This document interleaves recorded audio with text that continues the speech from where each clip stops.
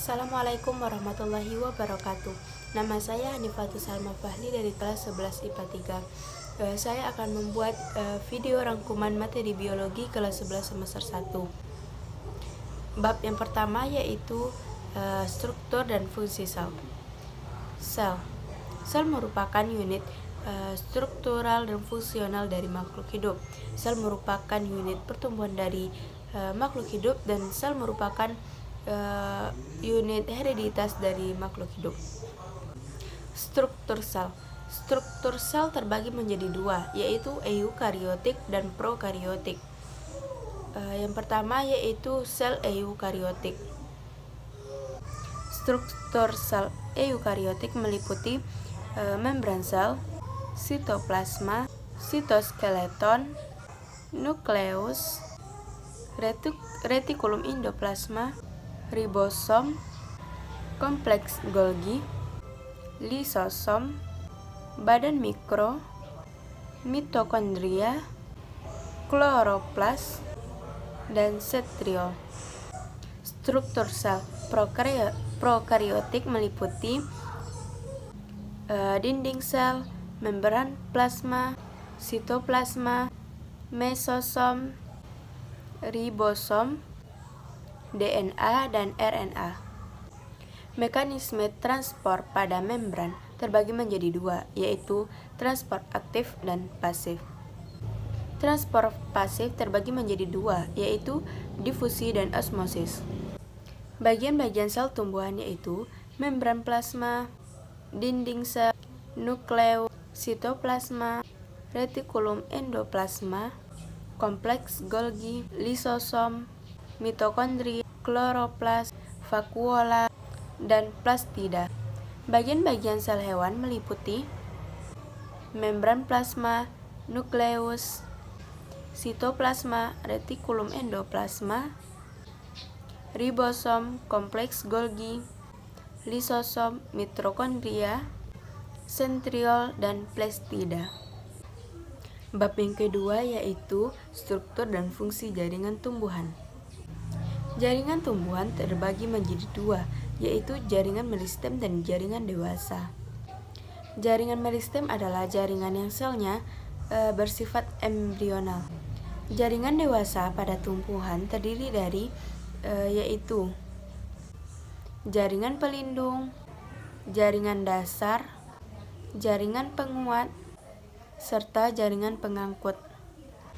Jaringan meristem terbagi menjadi meristem lateral, meristem interkalar, dan meristem apikal.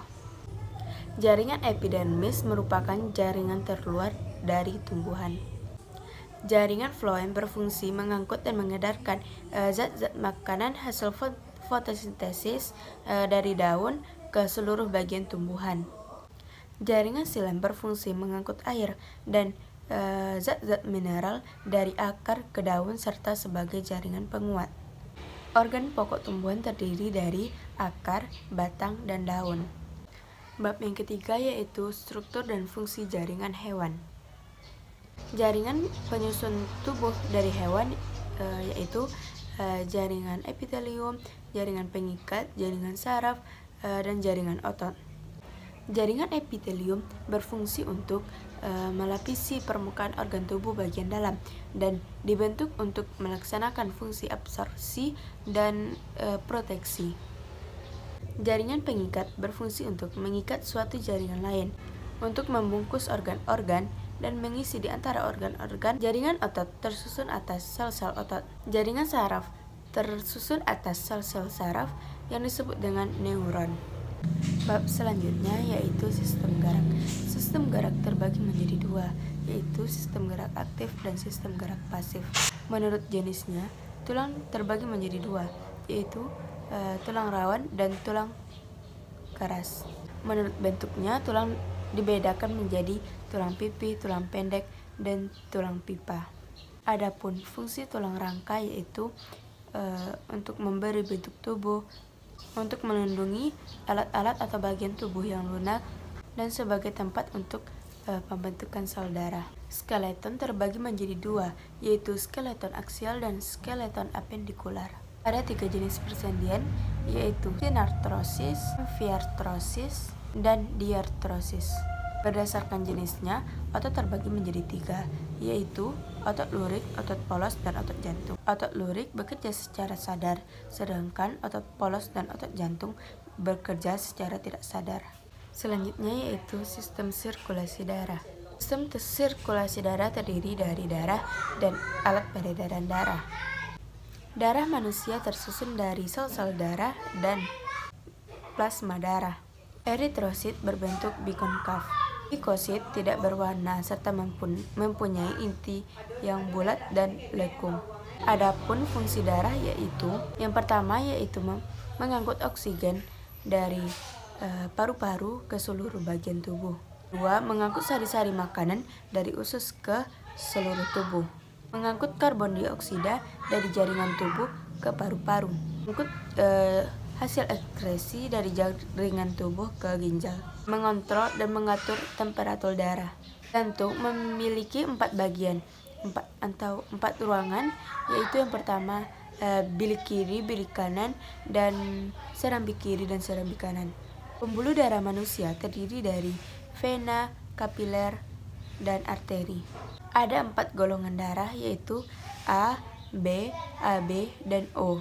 Penyakit yang terjadi pada sistem sirkulasi darah yaitu anemia, leukemia, varises, dan lain-lain. Selanjutnya yaitu sistem pencernaan.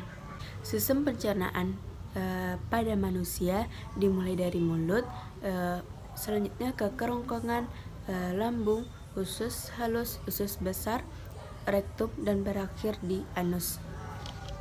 Alat pencernaan di mulut yaitu gigi, lidah, dan kelenjar ludah. Di dalam lambung terjadi pencernaan secara kimiawi. Usus halus mengandung jontot-jontot usus untuk menyerap makanan. Pencernaan secara kimiawi di usus halus dibantu oleh cairan empedu, getah pankreas, dan getah usus.